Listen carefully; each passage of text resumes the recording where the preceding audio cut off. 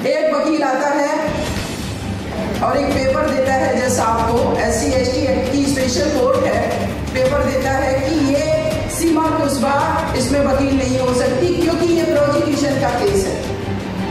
तो मैंने उससे कहा कि थोड़ा सा कानून पढ़ के आए होते तो शायद ये सवाल नहीं करते।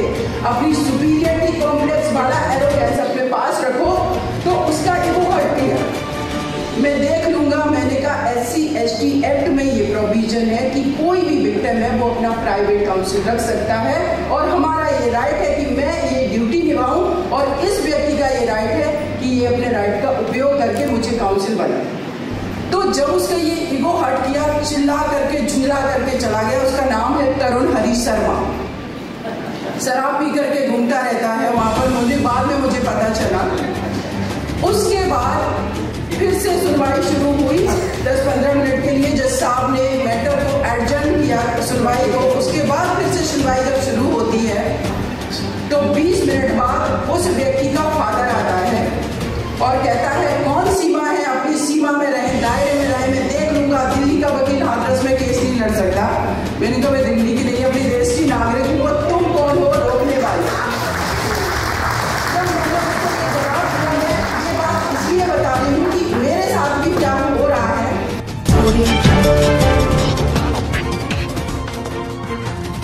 जय भीम।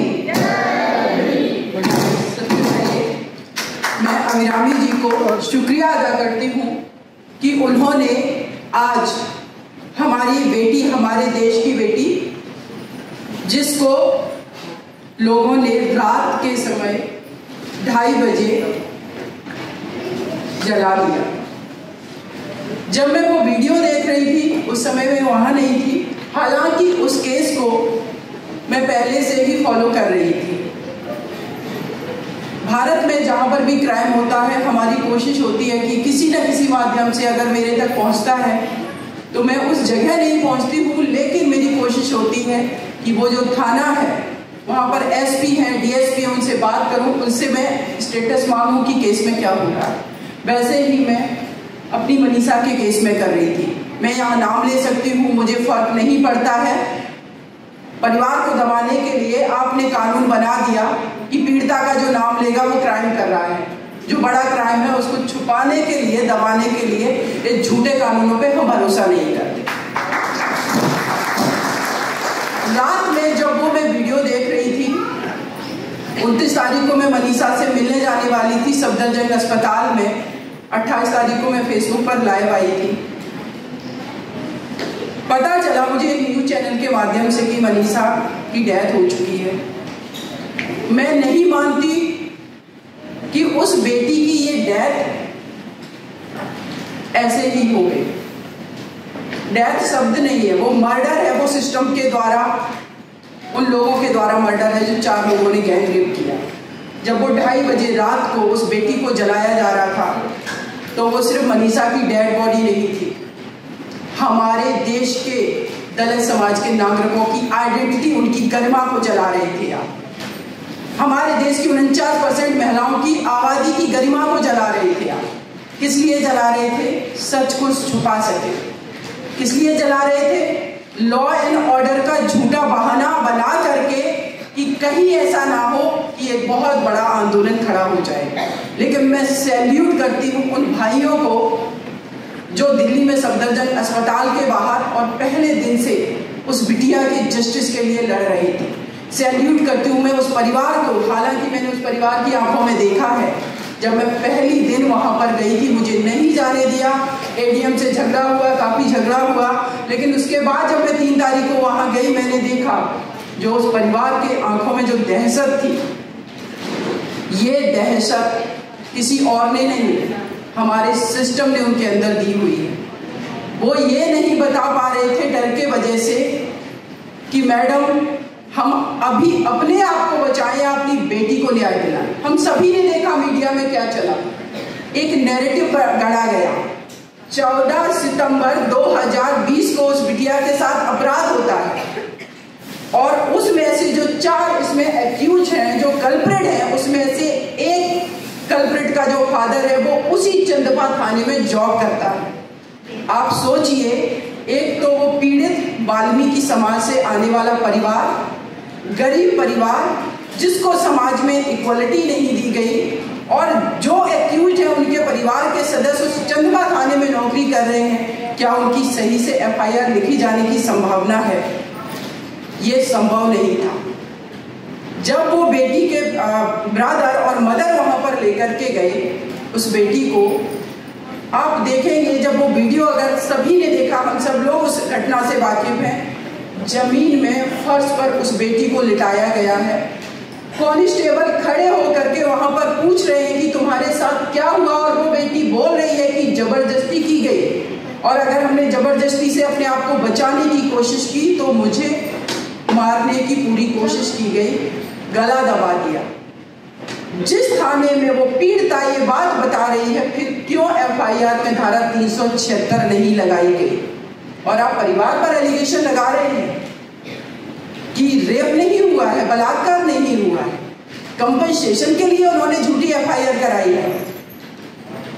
कितना आप बदनाम करोगे? एक तो आपने पहले से इतना भेदभाव कर रखा है, माना कि हमारे देश के संविधान निर्माता बाबा साहब भीमराव अंबेडकर ने संविधान के प्रारूप समिति बनाई, पूरे संविधान को बहुत अच्छे से उन्होंने बनाया, लेकिन सच ये है कि सामाजिक न्याय की लड़ाई में हम लोग अभी भी बहुत पीछे हैं। राजनीतिक लड़ाई में हम पार्लियामेंट में पहुंचे हैं, लेकिन मुझे तो कभी कभी महसूस होता है कि चाहे वो दलित समाज हो, चाहे ओबीसी समाज हो, अभी भी कठपुतली बना हुआ है सिस्टम का, क्योंकि ये सिस्टम वाकई में हमें नचा रहा है, हमें अपने अनुसार चला रहा है। तो ये सामाजिक जो लड़ाई, उसी का नतीजा है कि हम निचले स्तर पर जहां पर समाज में बैठे हुए हैं, वहां पर हमारी बेटियों के साथ अत्याचार होंगे, हमारे दलित भाइयों के साथ अत्याचार होंगे, तो उनकी एफआईआर भी नहीं लिखी जाएगी। जैसे कि अभी यहाँ पर हमारी जो मैम बोल रही थी, प्रोफेसर, उन्होंने बिल्कुल सच कहा कि अगर किसी भी क्राइम में, किसी भी अपराध में SC एक्ट लगा है, इमीडिएटली आपको अरेस्ट करना पड़ेगा। हालांकि माननीय सर्वोच्च न्यायालय ने एक इंटरप्रिटेशन कर दिया उस सेक्शन का भी कि पहले उसमें इंक्वायरी की जाएगी, पहले ये प्रोविजन नहीं था, क्योंकि कहीं ना कहीं से हम जुडिशरी में भी नहीं है, हम हालांकि इस सिस्टम में खुद पार्ट है, हम एडवोकेट हैं।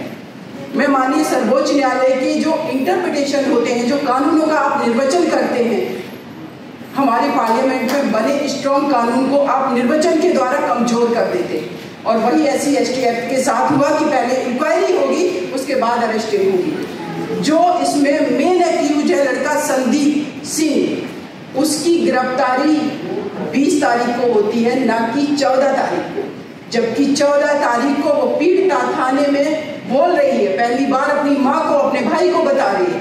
क्यों गिरफ्तारी नहीं की गई? धारा 307 भी लगी हुई है, SC ST एक्ट भी लगा हुआ है। उसके बाद मीडिया में जो चीजें चली हैं कि करीब 1 सप्ताह बाद उसने पीड़िता ने बताया कि गैंग रेप हुआ। चूंकि मैं इस केस को फाइट कर रही हूँ, मैं बताना चाहती हूँ, उस बेटी ने 15 तारीख की रात को ही, जब वो पूरी तरीके से होश में आई, अपनी माँ को ये बात बताई कि मेरे साथ इन 4 लड़कों ने गैंग रेप किया है और मुझे जान से मारने की कोशिश की है। 16 तारीख को ही, मात्र 2 दिन बाद, बिटिया के पिता जाते हैं थाने में, SO के यहाँ पर, CO के यहाँ पर, और थाने चंदपा में अपनी हैंड राइटिंग में लिख करके दे करके आते हैं लड़कों के नाम। लेकिन 22 तारीख तक उस बेटी का कोई बयान लेने भी नहीं जाता। नेग्लिजेंसी आपकी तरफ से, सिस्टम पूरा नेग्लिजेंसी दिखा रहा है, बिल्कुल संवेदनशील नहीं है। दलित की बेटी है, गरीब की बेटी है, क्योंकि इस देश में कास्ट, क्लास सब मैटर करता है, तो इसीलिए उन्होंने नहीं स्टेटमेंट लिया। लेकिन मैं फिर अगेन कहूंगी कि हमारा कानून ही हमें न्याय नहीं दिलाता है। जब तक हमारे सामाजिक आंदोलन एकजुट होकर के स्ट्रॉन्ग तरीके से खड़े नहीं होंगे, हमारे लिए बहुत मुश्किल है। हमें किसी से कुछ छीनने की लड़ाई नहीं लड़ रहे, इस देश के नागरिक हैं, इक्वल अधिकार हमारा है, और हमसे जो छीना गया उसको हम वापस भी नहीं ले रहे हैं। लेकिन अब हमें अगर तुम रोकोगे तो हम रुकेंगे नहीं। अब हम अपना शोषण नहीं चाहते हैं, और वही डिग्निटी की लड़ाई हम अपनी मंशा के लिए लड़ रहे हैं और आगे भी लड़ते रहेंगे। उसके बाद मैं इसी बात को आगे फर्दर करना चाहती हूँ कि जब 22 तारीख को और आंदोलन खड़े हुए, कुछ समाज के लोग, कुछ लोग मिलने जाने लगे, मीडिया में मैटर हाईलाइट हुआ। उसके बाद क्या कहा जाने लगा, माता ने और भाई ने बेटी को मार दिया। ऑनर किलिंग का जो एक्यूज है चारों, उनमें से उनका एक जो लड़के का फादर है थाने में काम कर रहा है, क्या उसको ये लास्ट सितंबर तक ये बात नहीं पता थी? चूंकि ये लोगों को पता चल गया कि आंदोलन खड़ा हो गया, अब हम नहीं बचेंगे, अब ये चीजें फ्रंट पर आ गई हैं, तो एक नैरेटिव गढ़ा ऑनर किलिंग का। और उस बिटिया का जो चरित्र हनन मीडिया में किया गया, मुझे लगता है कि एक बहुत बड़ा धब्बा ये लगा रहे थे अपने देश पर, जो कि बाद में क्लियर भी होगा। और साथ ही साथ मैं ये कहूंगी कि आज के दिन हमारी मनीषा को रात के समय में जला दिया गया था। मैं आज उस बिटिया को श्रद्धांजलि अर्पित नहीं करूंगी, क्योंकि उन चारों अपराधियों को जब तक मैं सजा नहीं दिला दूंगी। मेरे लिए भी समस्या है, मैं डिस्कस करना चाहूंगी। कोर्ट रूम में 5 मार्च 2021 को जब पहली बार पीड़िता के भाई का बयान होना था, हम अपनी टीम के साथ दिल्ली से जाते हैं केस को अटेंड करने के लिए। एक वकील आता है और एक पेपर देता है जज साहब को, SC/ST एक्ट की स्पेशल कोर्ट है, पेपर देता है कि ये सीमा कुशबा इसमें वकील नहीं हो सकती क्योंकि ये प्रोसिक्यूशन का केस है। तो मैंने उससे कहा कि थोड़ा सा कानून पढ़ के आए होते तो शायद ये सवाल नहीं करते। अपनी सुपीरियरिटी कॉम्प्लेक्स वाला एरोगेंस अपने पास रखो। तो उसका ईगो हर्ट किया, मैं देख लूंगा। मैंने कहा SC/ST एक्ट में ये प्रोविजन है कि कोई भी विक्टिम है वो अपना प्राइवेट काउंसिल रख सकता है, और हमारा ये राइट है कि मैं ये ड्यूटी निभाऊं, और इस व्यक्ति का ये राइट है कि ये अपने राइट का उपयोग करके मुझे काउंसिल बनाए। तो जब उसका ये ईगो हर्ट किया, चिल्ला करके झुंझला करके चला गया। उसका नाम है तरुण हरीश शर्मा, शराब पी करके घूमता रहता है वहां पर। मुझे बाद में मुझे पता चला। उसके बाद फिर से सुनवाई शुरू हुई 10-15 मिनट के लिए। जज साहब ने मैटर को एडजर्न किया सुनवाई को। उसके बाद फिर से सुनवाई जब शुरू होती है तो 20 मिनट बाद उस व्यक्ति का फादर आता है और कहता है कौन सीमा है, अपनी सीमा में रहे, दायरे में रहे, मैं देख लूंगा। दिल्ली का वकील हाथरस में केस नहीं लड़ सकता। मैंने कहा मैं दिल्ली की नहीं, अपने देश की नागरिक हूँ, तुम कौन हो रोकने वाले? इसलिए बता रही हूँ कि मेरे साथ भी क्या हो रहा है। जब मैंने ये जवाब दिया कि तुम कौन होते हो रोकने वाले, मैं लड़ूंगी इस केस को, हाथरस में आके लड़ूंगी, लेकिन मैं जो चीज नोटिस कर रही थी वहां पर 2-3 चीजें नोटिस कर रही थी। क्यों उस दलित परिवार के साथ खड़ी हूँ? पहला सवाल, आप जूनियर एडवोकेट हो तो क्यों खड़ी हूँ? सीनियरिटी भी यहाँ पर बहुत हमारी कंट्री में चलता है, चाहे वो सीनियर 10 साल की वकालत 50 साल की हो गई हो, अगर कुछ नहीं आता तो सीनियर है, सैल्यूट मारो।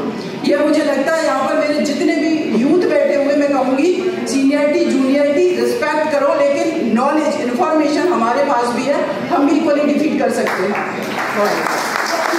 बातों में बताना मेरे को पता चला, हम सीनियर को फॉलो करते करते हमें भी बुढ़ापा आ जाएगा और हम फिर कुछ नहीं कर पाएंगे। इसीलिए आपके पास जो नॉलेज इन्फॉर्मेशन है, कॉन्फिडेंस है, उसको आगे बढ़ाओ और फाइट करो। उस व्यक्ति ने जब उसको लगा कि ये तो हमसे डरने वाली नहीं है, और दूसरा उनको सबसे बड़ी प्रॉब्लम महिला पेट्रियार्की की माइंड सेट, कोई कैसे कर सकता है? पूरे कोर्ट रूम में सारे जेंट्स लोग थे। जब उनसे मेरी झगड़ा हुआ तो जज साहब को ये लगा कि अब इनको, और जो कंप्लेनेंट है वो बयान दे रहा है, उसको पसीना आ रहा है, वो डर रहा है, कह रहा मैडम आप छोड़ दो, आज की कार्रवाई बंद करवा दो। कैसे आप जस्टिस को प्रिवेल करोगे जहां पर वो व्यक्ति जो बयान दे रहा है वो डर में है, उसको डर लग रहा है कि आगे पता नहीं हम पूरा बयान नहीं दे पाए, उन्हीं सब के आधार पर निर्णय होना है। जज साहब को सिक्योरिटी के लिए ऑर्डर करना पड़ा, और उसके बाद जाकर के वो कार्रवाई करीब 5:30 बजे तक चली। अभी मैं जा रही हूँ, फिर एक दिन मुझे गाड़ी ने फॉलो किया। लेकिन आप लोगों को बता देना चाहती हूँ कि अगर ये न्याय की लड़ाई लड़ने में मेरी जान भी चली जाती तो कोई फर्क नहीं पड़ता। ये बहुत छोटी चीज है, ये बहुत छोटी बात है, क्योंकि मेरे देश की आबादी 49% महिलाओं की ये डिग्निटी, उनकी फ्रीडम, उनकी स्वतंत्रता, हर चीज का ये सवाल है। ये देश के हमारे जो क्या वो नागरिक नहीं है? आप लोग, आरफा जी ने अभी बताया है कि वहाँ हाथरस गांव में जाकर के आप देखिए, मात्र 4 घर हैं जो वाल्मीकि समाज के हैं, वहाँ की आप डेमोग्राफी देखिए, गांव के गांव पूरे वहाँ पर जिस पर्टिकुलर कास्ट से वो लड़के आ रहे हैं, जो एक्यूज हैं, जो कल्प्रिट हैं, वो उससे हैं। उस 4 गांव में से उनके जो परिवार, 4 जो घर हैं, उसमें से भी 2 व्यक्ति गांव छोड़ के चले गए। आपने CRPF की उनको फिजिकल सिक्योरिटी दे दी है, उनकी मेंटल और उनकी इमोशनल सिक्योरिटी का क्या होगा? क्या वो पूरी लाइफ ऐसे ही रहेगी? इसीलिए तो हम माननीय हाई कोर्ट लखनऊ बेंच से कहते हैं कि आप हाथरस में इनको घर मत दीजिए, नोएडा और दिल्ली में दीजिए ना। अगर आप उनको रिलोकेट करना चाहते हैं, फॉर्मेलिटी मत करिए, क्योंकि आप फॉर्मेलिटी करते आए हो, दलित के नाम पर ये दे देंगे, इससे ज्यादा नहीं देंगे। क्यों? अगर आपने सो मोटो कॉग्निजेंस लिया है, आपको लगा कुछ गलत है, तो ज्यादा दीजिए, उतना दीजिए जितने में वो अपनी लाइफ को स्टेबल करके, उस घर में 3 छोटी बच्चियां हैं, कौन गारंटी लेगा कि उस गांव में वो रहेंगे, दोबारा उनके साथ क्राइम नहीं होगा? तो ये बहुत बड़ी बड़ी समस्याएं हैं। और मैं साथ में यहाँ जितने लोग बैठे हुए हैं, एक ही बात कहेंगे, सब लोग बहुत बड़े अच्छे एक्टिविस्ट हैं, हमेशा निरंतर काम करते रहते हैं। लेकिन मेरा जो अपना ओपिनियन है, वो स्पेशली महिला सुरक्षा को लेकर ये कहूँगी कि इस स्त्रियों से भी और हमारे पुरुषों से भी, कि हमारे घर में जो अपब्रिंगिंग हम कर रहे हैं अपने बच्चों की, बेटे और बेटियों की, उसमें हम अंतर ना करें। जिस बेटी को हम अपने घर में बोलने नहीं दे रहे हैं, कह रहे हैं तुम्हें इनोसेंट दिखना है, तुम्हें पतला दिखना है, तुम्हें शादी करनी है, बाप से जुबान मत लड़ाइए। ये मैं गांव की बात कर रही हूँ, शहर की भी बात कर रही हूँ। जुबान मत लड़ाइए बाप से, ससुराल जाओगी तो ऊंची आवाज में बात करूंगी।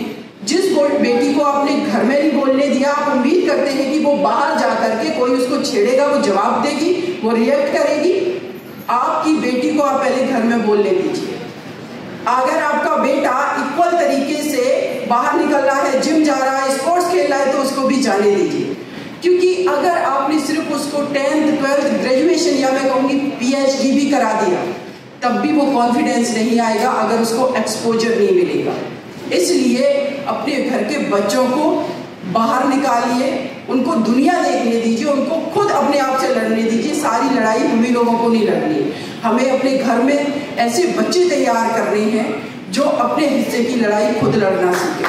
और अगर हमने ऐसा कर लिया तो शायद मुझे लगता है कि ये लड़ाई जो हम चलने वाली है लंबी 50 साल तक, वो 10-15 साल में ही फुलफिल हो जाएगी।